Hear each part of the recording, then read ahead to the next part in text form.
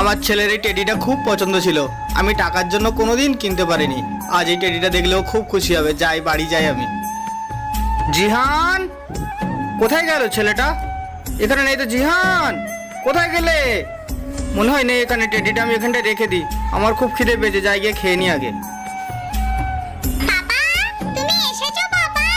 আরে তুমি চলে এসছো? তোমার জন্য তো একটা খুব সুন্দর জিনিস এনেছি, দেখবে তুমি। এই দেখো, তোমার জন্য আমি টেডি এনেছি। আরে কোথায় গেল?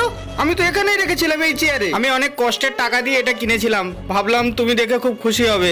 এভাবে বাইরে জিনিস রাখলে তো চুরি হবেই। যাও বাবা, তুমি কাজে যাও এখন। আমাকে ক্ষমা করে দিও বাবা, পরে না হয় একদিন আবার কিনে দেবো।